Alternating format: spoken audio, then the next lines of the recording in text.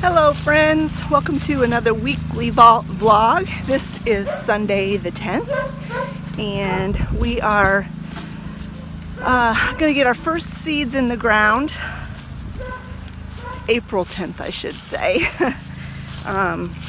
We can sow seeds like lettuce and spinach and radishes and like cooler weather crops. We can get those sown in March and April. We can't put any actual plants in the ground until May, but we are going to get our early crops planted in a raised bed that we have, and Travis is going to till the garden so that we can get that planted whenever the weather gets better.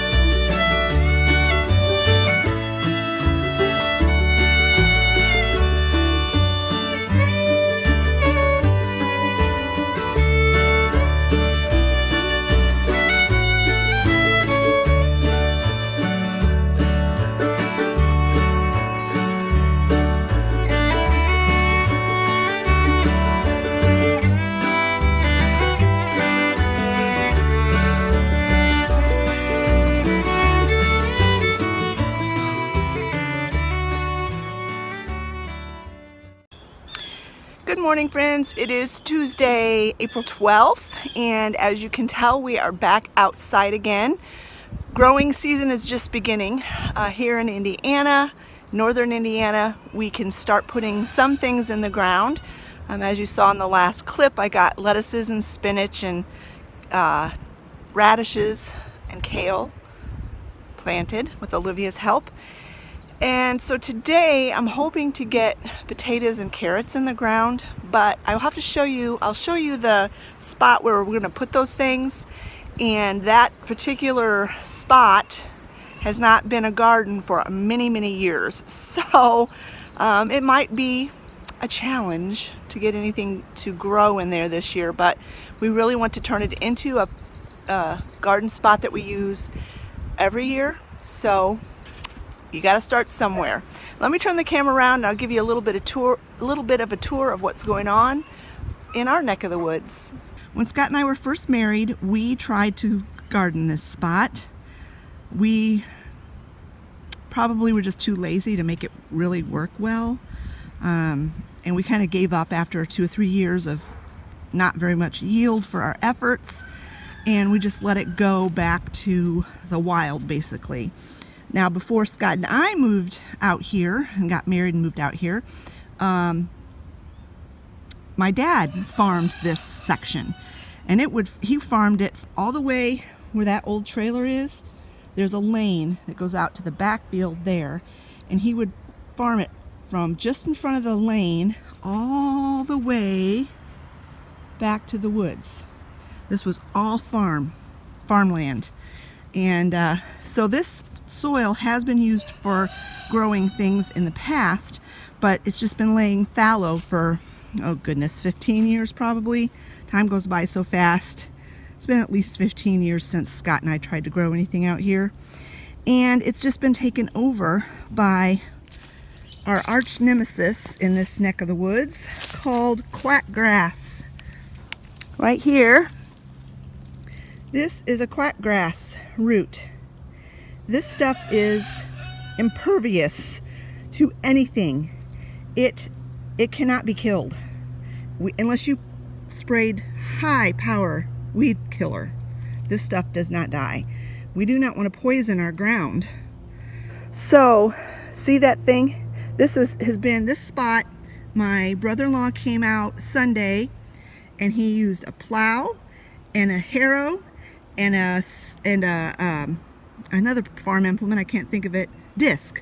He used a plow, a disc, and a harrow, and then Scott came out with his snow plow, and that is all quackgrass. And he plowed it. He plowed all the top layer of the quackgrass out, and then Travis used the tiller. So that's what we had to do to get it to this point. And as you can see, there are still tons of this in the ground. And Scott's like, oh, well, it'll die because it's exposed to the air. No, no, no, no, no. This just, if it laid on top of the dirt and had one section of it touching earth, it will send out roots, and you will have sprouts all along this root of grass, just like that. So I know for a fact this place, this garden spot, is still just full of quackgrass roots. So what Olivia and I want to do today is use a rake and a hoe and a pitchfork, rake this all out, get as many of the quack roots out as we can, and dig the trenches for the potatoes. We're going to do potatoes on this side of the garden because it gets sun, and this side of the garden is mostly shade all the time because of all the trees. We're going to do carrots on this side because carrots like shade. And then back there on that space that's not been tilled, I'm going to put some container gardens over there because it's a nice sunny spot, and I want to try my hand at growing some things in containers this year. So that is the big project for today. I don't know how, I mean, Olivia's going to have to do a lot of the heavier work because my back, I can't do a whole lot with the pitchfork and the stuff like that. I'll try my best, but I really have a bad back. I'm not joking when I say my back is bad. It is really bad. So, yeah. Anyway, here's my garden, my little flower bed that's on the side of my house. These are butterfly bushes. I need to cut all the dead stuff back. But look, my hyacinths. They're doing really well. I need to get that cleared out so I can actually enjoy those. I've got hyacinths on this side and hyacinths over here on this side. Maybe if I have time today, I'll get all this dead stuff cut down, and I don't know if I'll get the leaves raked out of there, but at least get all the dead stuff cut off of there so we can enjoy the hyacinths better. These pinwheels are done for, but we're going to put those in the garden up front, the garden up by my dad's house, to help try to keep birds away. Of course, this one is probably not going to do very well. I don't know. We'll see if we can salvage that one.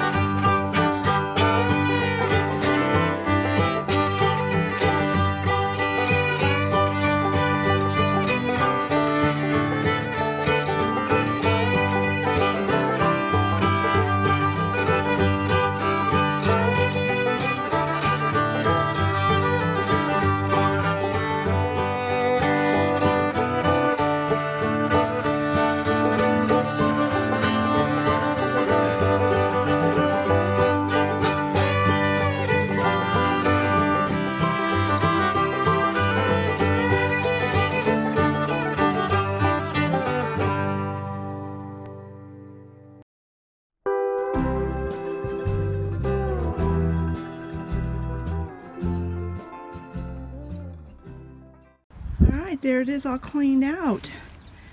Wasn't planning on raking it out today, but I figured I was cutting all those dead things off. I might as well rake it too. And I found another hyacinth back there I forgot about. And it's in full bloom. And now you can enjoy I can enjoy the hyacinths now. And it looks so much better. All these leaves, I'm not sure where we're going to put them, but we're going to put them somewhere and use them for mulch in the garden. And that stuff is all going to go back in the burn pile because that is stuff we do not want propagating. That is my chocolate vine. I've talked about this chocolate vine before. The only redeeming quality of this thing is that, if you can see, it's starting to have little buds. And in a few more weeks, maybe another 2 weeks or so, this will be covered in little brown flowers that are really quite pretty. When I bought this vine, I thought the flowers would smell like chocolate. No, they don't. They don't smell like anything. And when I bought this vine, I planted it right over here. Planted it right there. And it took probably 5 years to get established. And I didn't think it was going to grow. And I was thinking, oh yeah, great, here I go again. My black thumb at work. But then once it got established, this thing is now a giant nuisance. It grows up. Scott chops this thing back every year, and it grows up underneath our siding. It grows up into the gutters. It's grown all the way over on the side of the deck, which is kind of pretty. I kind of like that when it's all leafed out. It looks kind of nice. But then it migrated over to this side of the deck, and now it has migrated down, and it's growing. See there? That's our window well to our basement.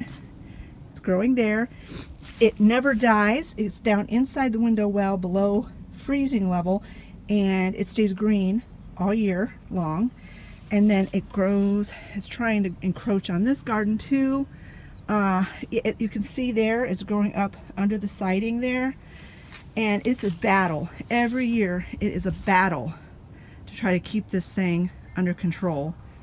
You can see tendrils of it here, more of it, and it's just, oh, I regret planting that thing. I really do. And I'm afraid that even if Scott was to dig out this mother plant, as you might want to call it, we'd still have sprouts coming up every year because it is so invasive. So if you ever see a chocolate vine at the nursery, don't buy it. Unless you have a place where you don't care if it takes over, because it will take over. We got 3 rows of potatoes done.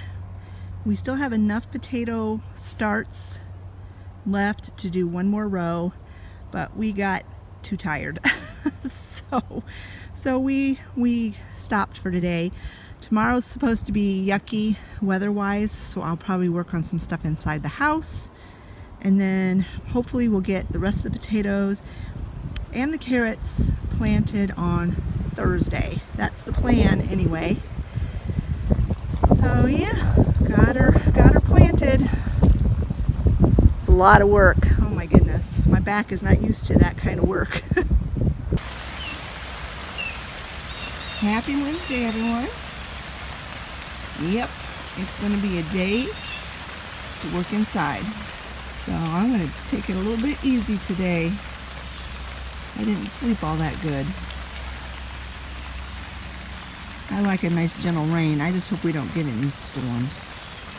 Could do without some storms. And the garden needs the rain.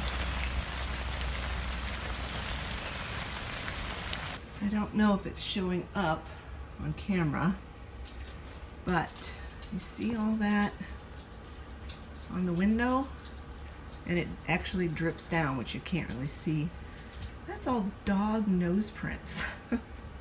Oliver sits in this chair and looks out the window. And if we leave and have to, go somewhere, he'll stand there and bark and whine and get nose prints all over that window. So I need to get that cleaned off.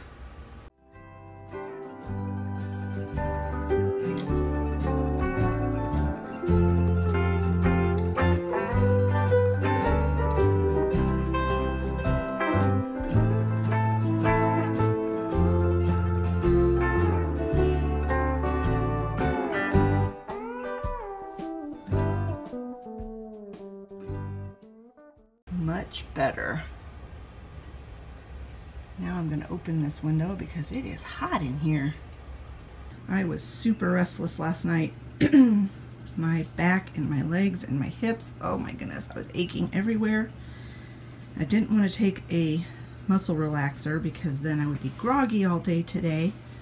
So I just basically suffered throughout the night.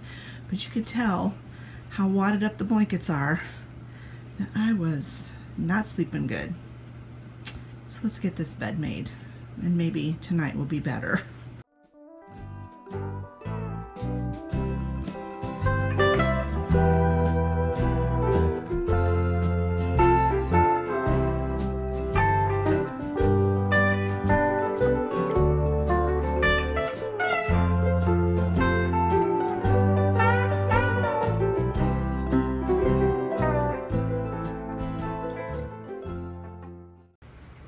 Much better. And I need to clarify, when I said I didn't want to take a muscle relaxer because I didn't want to be groggy today, I'm still groggy today because I didn't sleep very well, but there's a difference. When I take my medicine, which I don't take often, but on occasion I do have to take that muscle relaxer, the next day I feel drugged, which is a different kind of tired feeling than just feeling tired from not having enough sleep. When I'm feeling drugged, I don't feel like I can accomplish anything. I just want to sit in the chair and be a vegetable. When I'm sleepy because I didn't get enough sleep, I can still push through and at least get something accomplished. So that, I just wanted to clarify that because it kind of didn't make sense why I opted to barely get any sleep in comparison of taking some medicine that I would have slept. Anyway, let me turn this camera around and I'm going to show you what I want to get done today.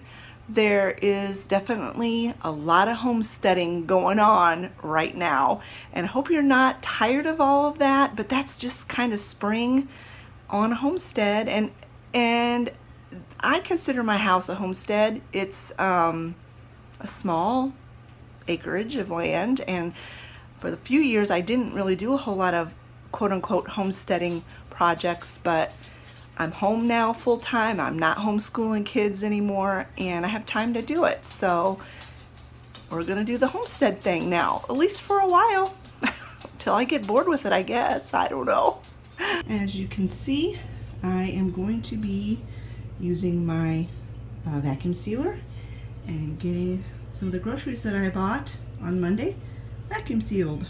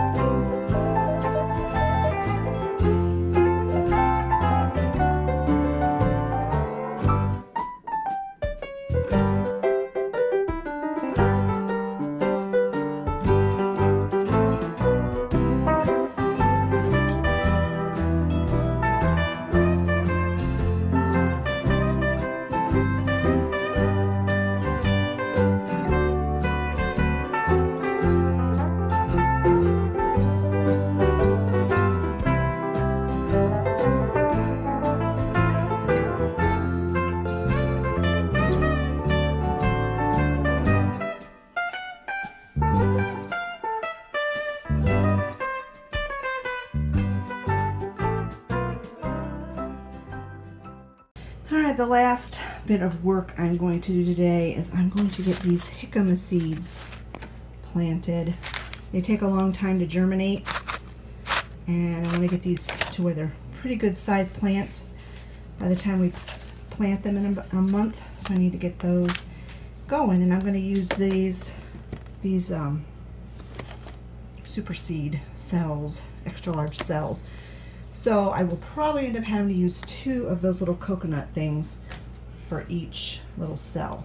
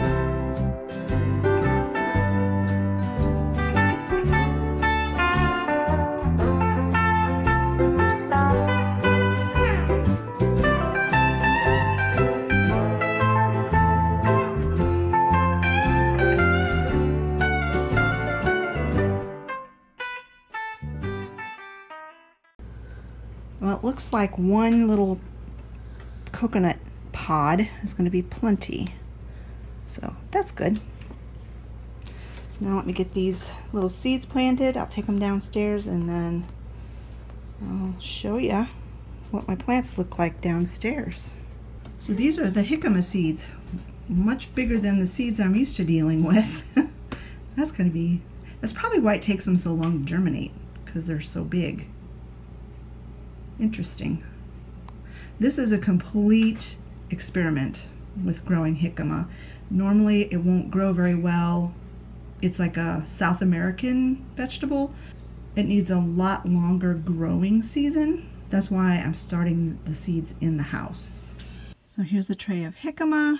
I have them on my heat pad. I am going to order another one of these heat pads because I'm very impressed with it. It really speeds up the germination time. And then these are basil that I started. I can't remember if I showed this on camera or not. Let me get that wet lid off so you can see the seedlings. It has had a very good germination rate. It looks like there's 5 cells that didn't sprout, and I went ahead and stuck some new seeds in those 5 cells yesterday or day before yesterday, I can't remember. And it looks like one of them is starting to come up already. So soon I'm going to give these like 2 more days with the dome on it, and then I'm going to take the dome off and let these little guys do their thing. But yeah, I'm very pleased with that. Stuff in this cell I need to get transplanted soon into bigger little cups. And yeah, everything down here is doing really well too. These are potato sprouts that I've dug out of my worm bin. Look at that. Those are going to go out in the garden probably tomorrow, weather permitting. Oh, yeah, all this is doing really well. Very pleased.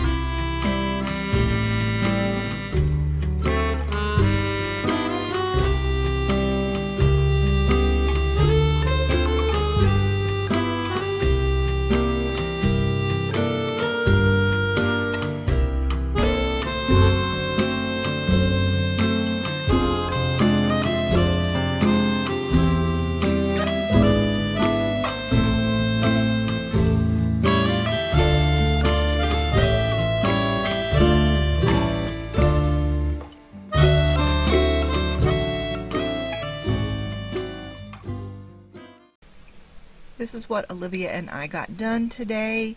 I'm doing a voice over because it is so windy. It was so windy outside. But we put cardboard and straw down between the rows, and we ended up getting 5 rows of potatoes, and then we got 2 rows of carrots, and Olivia is finishing up planting those carrot seeds here.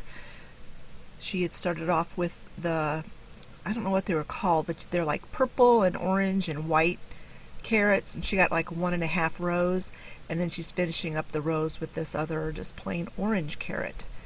So we're hoping we get a good carrot crop.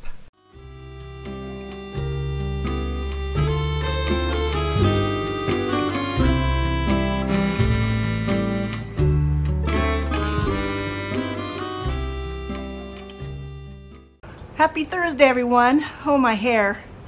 We were just out working in the garden again, and it is windy, so windy. The sun is shining, but it is windy and very cold.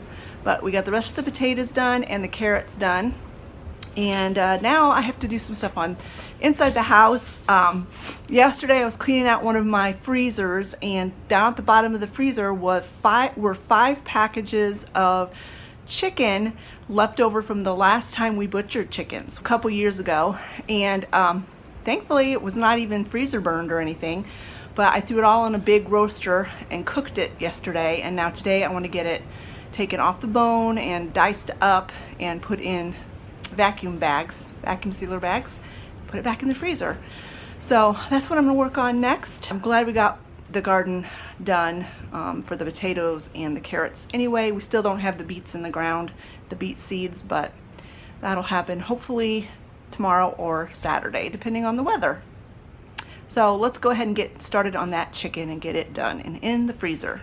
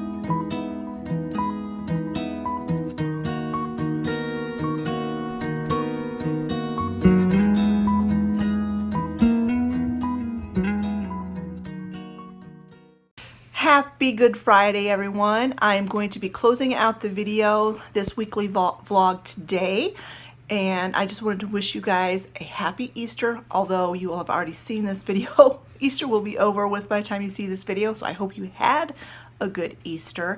But before I close out this video, I've got a small Dollar General haul that I want to share with you, and then I want to give you a few life updates. My weekly vlog videos just would not be complete without a Dollar General haul. We tend to go there every week, it seems. But anyway, I didn't pick up a whole lot. Some last minute things for Easter and just some other things that we needed. I always try to pick up some toilet paper when we're in Dollar General. They got the best price around. So I got some more toilet paper, picked up some more Cheerios, the Cheerio Oat Crunch. Picked up some more of this potting mix. I still have some plants that I want to get started, some seeds and some transplanting and whatnot, so I needed some more of this potting mix. I picked up some of these Swiffer wet wipes for our Swiffer mop. Then we got some medications and things here. We go through a lot of these sinus pills. Everybody in the family has sinus problems, so I picked up some more of those. This is the allergy medicine that Scott takes, the loratadine. We got some toothbrushes. This is the toothbrush that Olivia likes, and this is what everybody else in the family uses. So I got 2 packs of those. And then we picked this up for Oliver. He can't use the toothpaste, but we need to start brushing his teeth. That's one of our my little life updates that I'm going to be sharing with you in just a minute. I picked up some of these containers. I've got some chicken broth in the refrigerator that I need to get in the freezer, and I thought I would give these a try instead of Ziploc bags. Those tend to leak, and with broth I wanted to get something more substantial, so I got 2 packs of those. I picked up some of these bowl covers. They're just cheapy dollar ones, but sometimes the lids to my bowls don't fit because there's too much in them, so it's nice to have this. I can use these. These are reusable rather than wasting my cling wrap. Scott needed some more shampoo, so I picked him up some of this shampoo. I got some multi-purpose cleaner, and I really love the citrus scent of multi-purpose cleaner, so I picked up some of that. This I didn't absolutely need, but I couldn't pass it up. And then I picked up these items for a salad that I'm going to be making for Easter. It's an ambrosia salad, and I had crushed pineapple, but I didn't have any pineapple chunks. And then I picked up some maraschino cherries for it, and then mini marshmallows and chopped pecans. And that's my little Dollar General haul. All right, for the life update part of this video, I wanted to address a couple of questions, or one question that I had from one of you, and then just let you know what else is going on with us.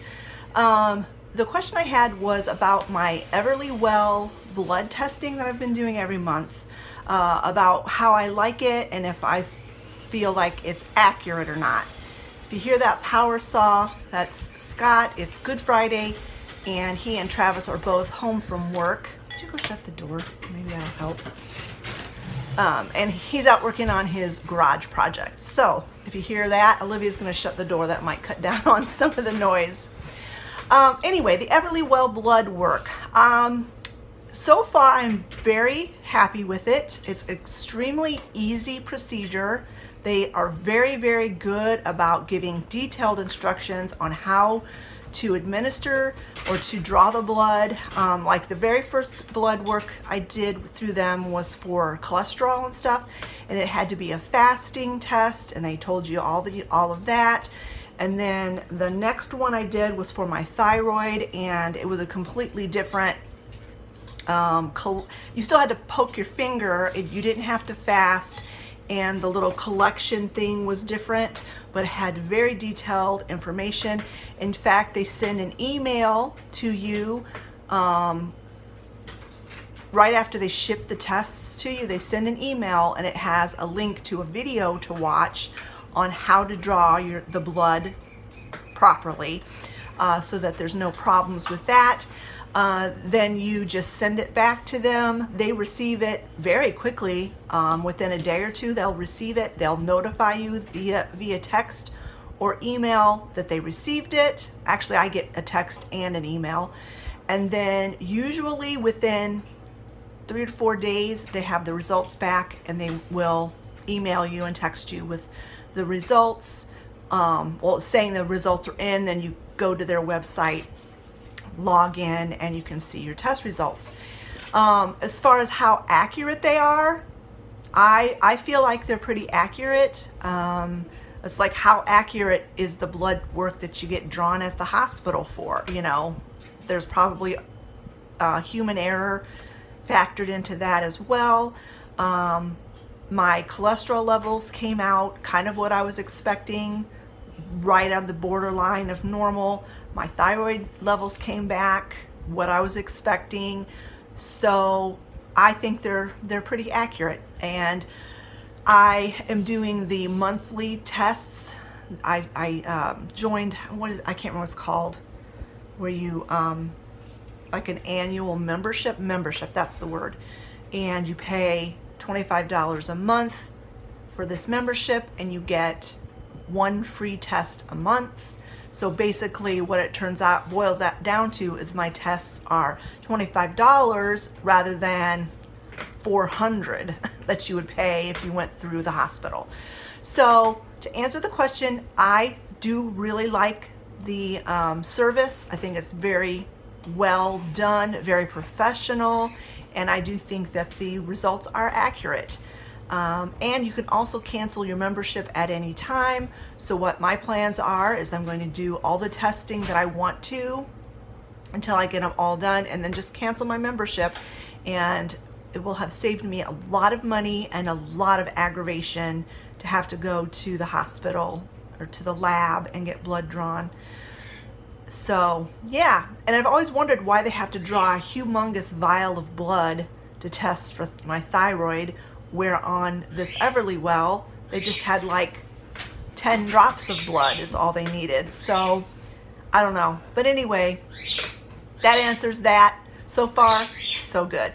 The next update is about Olivia and her tooth. If you've been watching my channel for a while, she had a tooth that we thought needed a root canal. It was one of her front teeth.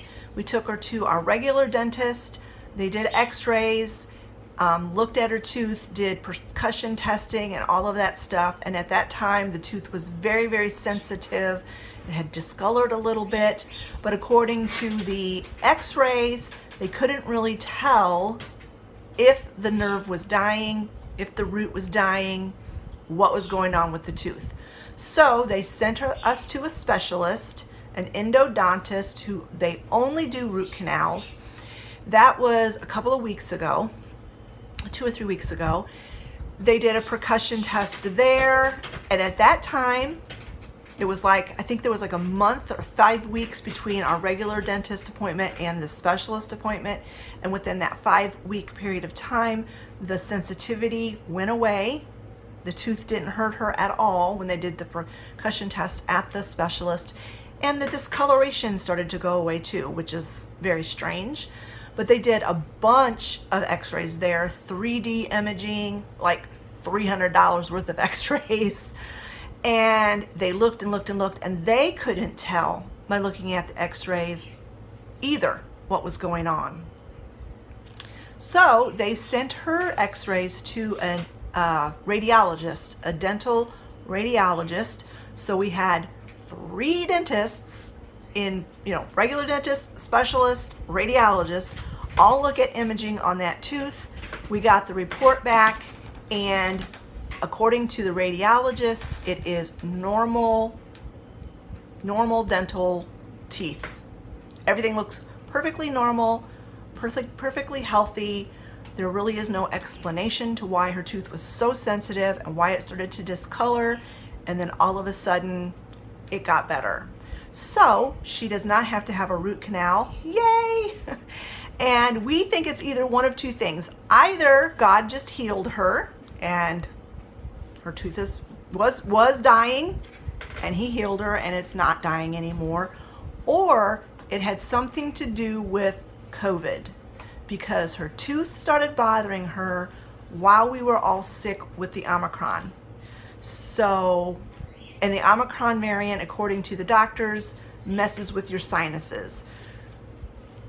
So whatever happened, we don't know. We're just super thankful that her tooth is normal, the pain has gone away, and she does not have to have a root canal. Third and final update.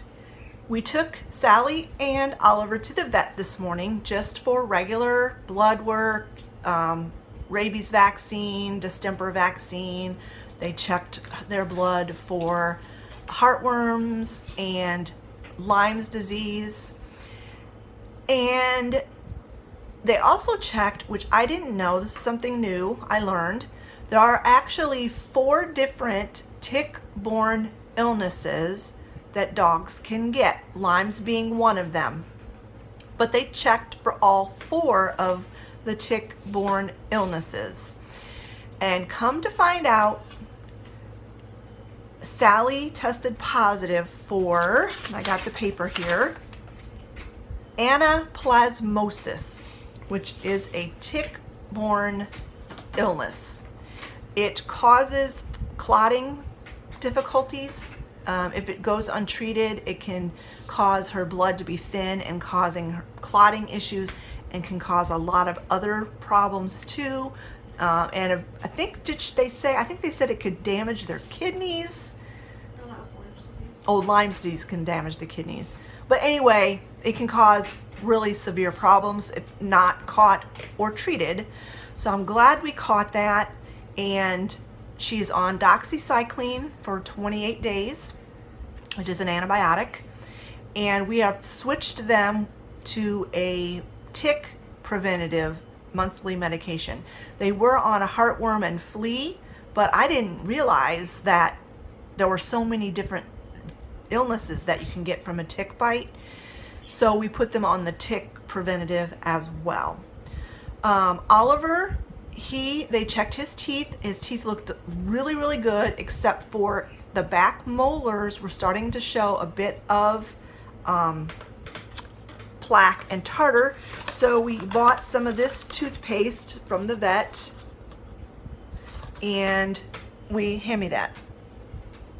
No, the toothbrush. And then that's why we bought him the little baby toothbrush. We got this at Dollar General. We're gonna start just with the finger, rubbing the back of those teeth till he gets used to it, and then he's gonna get his teeth brushed every night before bed. That's going to be Olivia's job. And then Sally, we've tried brushing her teeth in the past, and it's impossible. She fights and fights and fights and gets mean, and she's just impossible.